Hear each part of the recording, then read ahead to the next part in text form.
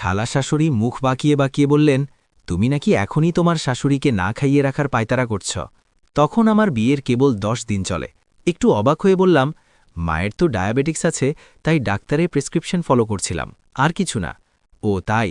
তাহলে দুলাভাইয়ের সমস্যাটা কি? তোমাকে নাকি গরুর মাংস রান্না করতে বলেছিল, তুমি মুরগি রান্না করেছ।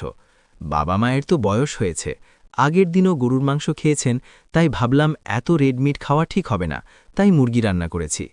ও বুভু, তোমার বউ তো দেখি তোমাদেরকে না খাইয়া মেরে ফেলবে। দেখো কেমন মুখে মুখে তর্ক পড়ে। যাই, আমি অসভ্য বেয়াদব একটাকে ঘরে আনছ। তোমার কপাল তুমি নিজে পুরাইলা, কত ভালো একটা মেয়ের সন্ধান দিছিলাম। উনি উঠে চলে গেলেন। আমি হা করে থাকলাম। হানিমুন পিরিয়ড কাটার আগেই স্বামীর হাতের থাপ্পড় খেয়েছিলাম। ব্যাপার তেমন কিছু না, মায়ের চায়ের কাপে চিনি কম দিয়েছিলাম। উনি আবার চিনি ছাড়া চা খেতে পারেন না। এদিকে ডায়াবেটিক্স হয়ে আছে ২৬। এই, তুই জানিস না আমার মা কিভাবে খাওয়া দাওয়া করে? তোর মতো ফকিন্নি পরিবার থেকে উঠে এসেছে নাকি? তোকে চা পাতা ছাড়া চা দিলেও তুই খেয়ে নিতে পারবি। কি বিশ্রী কদাকার লাগছিল ওর মুখটা। বিয়ের ৩ মাসের মাথায় আমার বাসায় ডিভোর্স লেটার আসে। অবশ্য ১ মাস আগেই আমাকে মেরে অপমান করে বাড়িতে পাঠিয়ে দেওয়া হয়, কারণ আমার দেওর আমাকে কুপ্রস্তাব দিয়েছিল, আর আমি আমার স্বামীর কাছে অভিযোগ করেছিলাম। উল্টো দোষ পড়েছিল আমার উপরে। শোনো বউ, নিজের কাপড় চোপড় নিজে ঠিক রাখতে পারো না, আর দোষ হয় আমার ছেলের, শাশুড়ি মা বলেছিলেন। নিজে যদি মাথায় ঘোমটা দিয়ে থাকো, ওর আশেপাশে না চলাচল করো, তাহলেই তো হয়। কে বলে বারবার ওর পাশে ঘুরঘুর করতে? অল্প বয়সী ছেলে, এরকম শরীর দেখিয়ে বেড়ালে মাথা ঠিক থাকবে না, এটাই স্বাভাবিক। আমার স্বামী কিছু বলছিল না দেখে আমি নিজেই প্রতিবাদ করেছিলাম। বিনিময়ে তার কাছ থেকে পেয়েছিলাম চড়, থাপ্পড়, লাথি। স্যান্ডেল ছাড়াই আমাকে খালি পায়ে বের করে দেয়া হলো। আর তারপর তো ডিভোর্স লেটার। মাত্র ২০ বছর বয়সে আমার বিয়ে হয়েছিল। ৩ মাসের সংসার আমার। হয়তো ছোট ছিলাম, তাই বুঝতে পারিনি পরের সংসারে আপন হওয়া এত সহজ না। প্রায় ৪ বছর পর আমার আবার বিয়ে হয়। ছেলের আগের একটা সংসার ছিল, বউ ডিভোর্স দিয়ে চলে গেছে। কারণ জিজ্ঞেস করে বিশেষ কোনো লাভ হলো না। সমস্ত দোষ ওই বউয়ের দেয়া হলো। অবশ্য এটাই স্বাভাবিক। আমার পূর্বের স্বামীও হয়তো বিয়ে করেছে আমার দোষ দেখিয়ে, যে আমি তার বাবা মাকে খেতে দিতাম না। যাই হোক, অনাড়ম্বরভাবে বের হলো। বাসর রাতে দ্বিতীয় স্বামীর মুখ থেকে আমাকে শুনতে হলো, তোমার বিয়ে ভাঙার কারণ আমি জানি। তোমার প্রথম স্বামীর সাথে আমি কথা বলেছি, সে তোমাকে ২ মাস ঘরে রেখেছিল, আমি তোমাকে ২ দিনও রাখব না যদি ওই ব্যাপারগুলো আবার ঘটে। আমি মাথা নাড়িয়ে শুধু সম্মতি দিয়েছিলাম। চোখে পানি চলে আসছিল। সকালে নিজের থেকেই উঠলাম, গোসল করে সুন্দর করে শাড়ি পরলাম। এত সকালে উঠেছি দেখে শাশুড়িমা আরেকটু শুয়ে নিতে বললেন। আমি আপত্তি জানিয়ে ওনার হাতে হাতেই কাজ করা শুরু করলাম। ওনার কাছ থেকেই জানলাম কে কি খায়, কার কি অভ্যেস, কে কি পছন্দ করে, সব কিছু। আমার আগ্রহ দেখে উনি খুব খুশি হলেন। একই সাথে আগের বউয়ের বিস্তর বদনাম করলেন। রান্নাবান্নায় আমি আগে থেকেই পারদর্শী। যে যখন যেটা খেতে চাইছে আমি বানিয়ে দিচ্ছি। আমার স্বামী দেবতাও তুষ্ট। শাশুড়ির হাই প্রেশার, ডায়াবেটিস, থাইরয়েড সবই আছে। শ্বশুরেরও ডায়াবেটিস আছে। আমার কাছে অর্ডার আসেই দিনে ৩-৪ বার চায়ের, আমি সুন্দর করে বানিয়ে দেই। বাড়ির সামনেই মিষ্টির দোকান, বললেই গিয়ে নিয়ে আসি। পাড়া প্রতিবেশীরা আমাকে দেখে হিংসায় জ্বলে, এত ভালো বউ তাদের কপালে নেই কেন? পাশের বাড়ির খালা তো বলেই ফেললেন, আগের বউটা ছিল শয়তানের হাড্ডি, এখন তুমি এসে গেছো। আল্লাহ আসলে মিলাইয়া দেন। ছেলেটা তখন কত কষ্ট করেছে, এখন তুমি ওর জীবনে এসেছ, দুটিতে মিলে ভালো থাকো। আমি হাসি, ভালো থাকার জন্যই তো এসেছি। গর্ভবতী হলাম, আমাকে পাঠিয়ে দেওয়ার কথা হলো বাবার বাড়িতে। আমি খানিকটা জেদ ধরলাম তাদেরকে ছেড়ে আসব না। আমার স্বামী পারলে তখন আমাকে সবার সামনে জড়িয়ে ধরে চুমু খায়। নিজে থেকেই একজন কাজের মহিলা রেখে দিলেন। আমার কাজ শুধু দাঁড়িয়ে রান্না করা, আর কিছু না। সময় গড়ালে রাজপুত্রের জন্ম দিলাম। দিনরাত কাটতে লাগলো ভালোই, সেই আগের নিয়মেই। এখন অবাক লাগে, এ বাড়িতে ৪ বছর কাটিয়ে দিয়েছি। আমার স্বামীর কোনো কমপ্লেন নেই, বরং সে মাঝে মাঝে আমার জন্য এখন এটা সেটা হাতে করে নিয়ে আসে। বুঝতে পারি হয়তো ভালোবাসে। একদিন ঘরের পরিবেশ থমথমে দেখে জিজ্ঞেস করলাম। আমার স্বামী কিছুই না লুকিয়ে আমাকে খুলে বললেন সব কিছু। ততদিনে আমি তাদের ভরসা জিতে নিয়েছি। আমার অবিবাহিত ননদ নাকি প্রেগনেন্ট। আমার হাসি পেল। আমি এই ঘটনা আগে থেকেই জানি।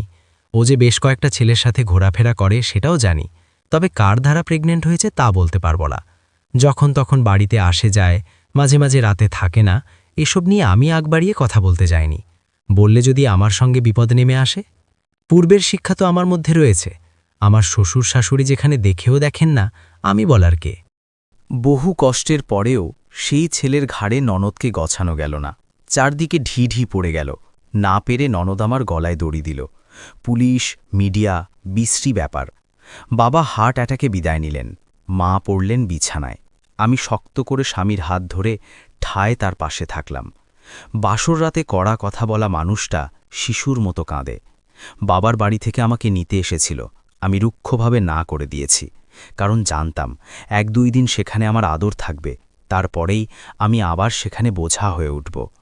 প্রতিবেশীদের মধ্যে ফিসফিস ছিল, যেই পরিবারের কথা মিডিয়া পর্যন্ত চলে গেছে, সেই পরিবারে যেই বউ শক্ত হাতে অবস্থান নেয়, সে কোনো দেবী ছাড়া আর কিছুই না।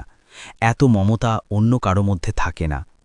আজ আমার ঘরে নতুন সদস্য যোগ হয়েছে। হ্যাঁ, বড় ছেলেকে বিয়ে করিয়েছি। সময়ের নিয়মে বিছানায় পড়া শাশুড়ি মা কয়েক বছর পর বিদায় নিয়েছে। পাড়া প্রতিবেশী সবাই আমার গুণমুগ্ধ।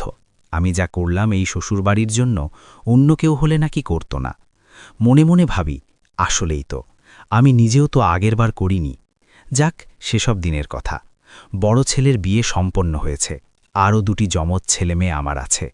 সবাইকেই নিজের মানসিকতায় বড় করেছি। তাদেরকে সঠিক জ্ঞান দেবার চেষ্টা করেছি। ভুল শুদ্ধ যাচাই করার মানসিকতা বহন করার ক্ষমতা যেন থাকে, সেই শিক্ষায় শিক্ষিত করার চেষ্টা করেছি।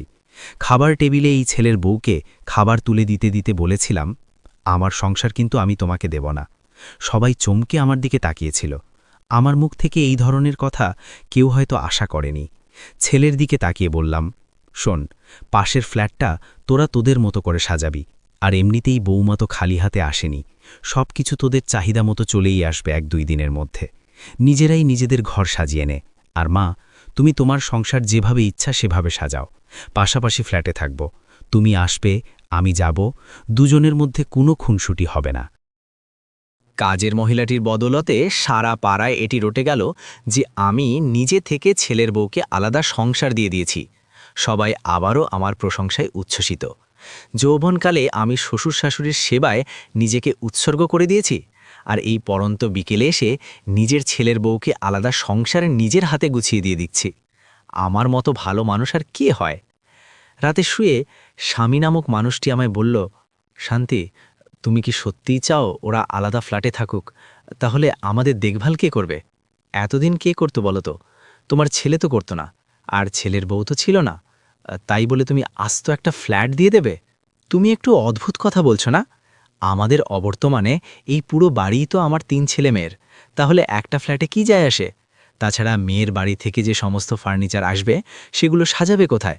আর আমরা তো এটাও বলে এনেছি যে যা কিছু আনা হচ্ছে সব বৌমার ব্যবহারের জন্য। তাহলে আমরা কেন ব্যবহার করব? ছেলে যদি মেয়ের বাড়ির ফার্নিচার ব্যবহার করতে পারে, তাহলে নিজের বাবার ফ্ল্যাটে বসবাস করতে পারবে না? তাও ঠিক। একটা দীর্ঘশ্বাসের শব্দ শুনলাম। এজন্যই ১ মাস আগেই ভাড়াটিয়া খালি করেছিলে। তখন বুঝতে পারিনি। আমি এই পাশ ফিরে মুচকি হেসে ঘুমানোর উদ্দেশ্যে চোখ বন্ধ করলাম। ছেলের পছন্দেই বিয়ে হয়েছে। দেখতে গিয়ে যখন আমার স্বামী দেখল মেয়েটা একটু শ্যাম বর্ণের, হ্যাঁ শুধু শ্যাম বর্ণের, আর সব কিছুই ঠিক আছে, তিনি তখনই বিশাল অঙ্কের যৌতুক দাবি করলেন। না, যৌতুক হিসেবে নয়, উপহার হিসেবে চাইলেন। আমি ভাবলাম, এই যুগেও এই মানসিকতা? তার মানে এই মেয়েটি যদি আমাদের সাথে থাকে, তাহলে হয়তো শুধুমাত্র শ্বশুরের জন্যই আমার মতো কষ্ট মেয়েটিকে ভোগ করতে হবে। আর তাছাড়া প্রত্যেক মেয়ের অধিকার আছে আলাদা সংসার পাওয়ার, যা আমি কখনো পাইনি, তাই বলে অন্য আর কাউকে দেব না তা হতে পারে না। আমি আমার ছেলে মেয়ের মানসিকতা তো বদলাতে পেরেছি, কিন্তু আমার শাশুড়ির ছেলের মানসিকতা এতদিনেও একটুও বদলাতে পারিনি। সে শুধু আমার জন্য বাড়ির নামটাই বদলে রেখেছিল শান্তিনীর। এছাড়া আর কোনো কিছুই সে নিজের মধ্যে খুব একটা বদলাতে পারেনি। মনের মধ্যে একটা গ্লানি ছিল যে আমি আমার শ্বশুর শাশুড়ি ননদের সাথে ঠিক ব্যবহার করেছি কিনা। এতদিন পরে এসে মনে হলো আমি আসলে ঠিকই ছিলাম। আবার যদি আগের মতো ব্যবহার করতাম, তাহলে এই স্বামীও আমাকে লাথি মেরে বের করে দিতে এক পলক সময় নিত না। যার মানসিকতার প্রমাণ আমি এখনও পাচ্ছি, তখন তাহলে কি অবস্থা হতো? না, আমার মধ্যে আর কোনো গ্লানিবোধ নেই। আমি সঠিক ছিলাম। আমি চোখ বন্ধ করলাম। আজ অনেক ধকল গেছে, ঘুমোতে হবে। প্রিয় বন্ধুরা, এতক্ষণ সাথে থেকে গল্পটা শোনার জন্য অশেষ ধন্যবাদ। গল্পটা ভালো লাগলে একটা লাইক, কমেন্ট ও শেয়ার করে দেবেন। আর পরবর্তীতে আরও এরকম নিত্য নতুন গল্প শুনতে চাইলে আমার চ্যানেলটি সাবস্ক্রাইব করে সাথে থাকুন। ভালো থাকবেন সবাই। ধন্যবাদ।